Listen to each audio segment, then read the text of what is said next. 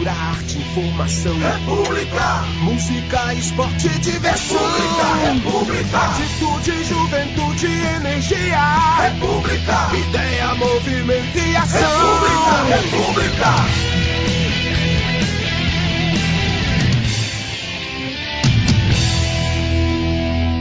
Fala, galera de casa, programa República na área com vocês mais uma vez, gravando aqui do CPAG, do nosso estúdio, na vista mais bonita de Montes Claros. E hoje o programa República traz um assunto muito sério, um assunto que movimentou aí o Brasil e principalmente Minas Gerais, que foram os desastres com as barragens de mineração.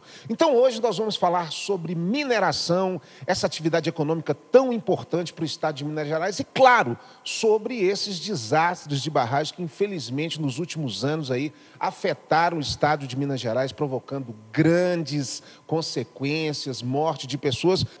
Eu queria começar falando com o Diogo, exatamente sobre a mineração. Nós sabemos, Diogo, que o nosso estado já tem um nome, né? Minas Gerais. Não é à toa, se chama Minas Gerais, é porque é um estado prioritariamente de mineração. Fala um pouquinho sobre esse sistema econômico da mineração em Minas Gerais e os riscos, as consequências, os efeitos positivos e negativos. Sim, Aguiar. Com certeza a mineração, desde o Brasil colônia, é a atividade principal de geração de emprego e renda no nosso estado, né? Então, começou a extração de uma forma bem primitiva, através dos garimpos, do garimpo de ouro, posteriormente de diamante. E isso, com o passar dos anos, foi evoluindo para se tornar uma coisa um pouco mais profissional. Só que a mineração carregou consigo o lado negativo, que é o lado da degradação ambiental. A poluição visual é o lado marcante da mineração, né? Então, nós temos aqui ao nosso redor algumas pedreiras, você bate o olho, o impacto é grande, o visual, né, a poluição visual é a principal. Então, o Estado, com o passar do tempo, ele foi evoluindo em traçar novas técnicas, novos métodos para poder fazer essa extração.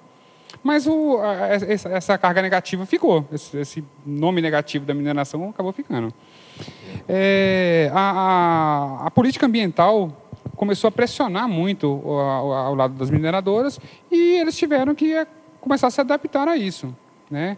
Então, hoje, a gente tem uma política específica para fechamento de mina, onde eles têm que devolver aquele espaço para a população, né? Ou dar uma destinação útil para aquele espaço, que antes não existia isso, o cara retirava o minério, não acabou... Não tinha responsabilidade com aquilo, né? Largava aquilo e ia embora. Hoje não tem isso mais. Entendo. Né? Hoje a empresa é obrigada. Embora algumas ainda abram falência e desapareçam no mapa, mas...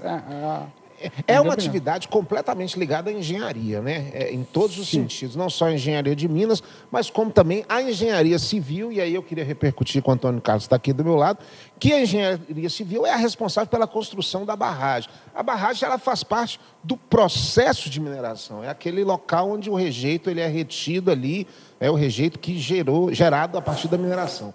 Mas e aí, Tunico, por que depois do desastre de Mariana, que já foi um desastre terrível, de grandes consequências no mundo inteiro, eles não mudaram o foco disso e logo 2, 3 anos depois acontece um desastre muito pior? Bom, Águia, aí vem uma discussão que, na verdade, a gente entra até no âmbito político e de sobrevivência de cidades, né? Como o Diogo mesmo falou, as cidades dependem economicamente, socialmente, de tudo aquilo ali. Praticamente as cidades surgiram por causa das mineradoras que ali se instalaram, né? Então, essa questão é muito importante para a sobrevivência da Estado. Então, eu acredito muito numa questão política em prol de meio que maquiar isso mesmo para que isso perdure. Porém, a política deveria fazer de forma mais efetiva em prol do benefício, né? Por exemplo, a atuação de leis que realmente façam acontecer essas fiscalizações e, mais do que a fiscalização, incentivo a novas tecnologias de utilização desse rejeito, né? Hoje nós temos aí alguns estudos com relação à utilização desses rejeitos.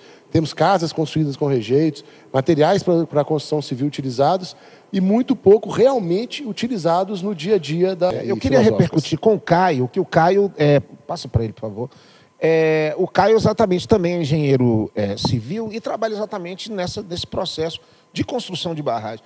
Qual a sensação que você imagina, Caio, uma pessoa que mora numa comunidade e sabe que a qualquer momento pode acontecer algo semelhante como aconteceu em Brumadinho e também em Mariana? Nós sabemos que Minas Gerais hoje passa por uma situação calamitosa. Nós temos São Sebastião das Águas Claras, Macacos, Itabirito, também Congonhas, Barão de Cocais, todas essas cidades aí fazendo exercícios, né, de simulação e barragens em riscos iminentes de rompimento. Como viver nessas áreas, uma população que tem sua família ali, como administrar essa preocupação? Olha, realmente é extremamente complicado a pessoa não conseguir dormir direito, pensando se uma barragem vai romper ou não, esperando uma sirene tocar a qualquer momento para poder ter que sair correndo de casa, abandonando os bens, abandonando tudo que teve a vida toda e largar aquilo e perder aquilo debaixo da lama. Mas nós temos que ver que não é uma coisa exclusiva no Brasil esse rompimento de barragens. Nós temos rompimento de barragens históricos no mundo inteiro, de barragens de mineração, barragens de armazenamento de água, que também se rompem. É uma parte da engenharia, da geotecnia, que está em processo de desenvolvimento de tecnologia, desenvolvimento de novos métodos para se estabilizar essas barragens. Para a gente ter uma noção, fazendo um comparativo com os aviões, não é porque 2 aviões da Boeing caíram que nós vamos parar de voar todo mundo de avião. O que se faz é paralisar aquele modelo de avião que está dando problema, trazendo para as barragens a montante. Nós estamos tendo problemas com barragens a montante, problemas de liquefação. Então, já se identificou o problema, já se identificou as barragens que sofrem com esse tipo de problema, e agora é estudar métodos para se controlar essa liquefação, se estabilizar essas barragens que estão com risco iminente de ruptura, e não abolir as barragens, abolir o método que, igual você falou, traz lucro para a mineração, e o lucro para a mineração é a manutenção de empregos, a manutenção de renda, a manutenção da vida do município, que na maioria das vezes tem ali 80% da renda vinda da mineração. Nesse bloco nós também temos a participação, e eu quero apresentá-los. Eles estão ali participando com a gente, assistindo tudinho.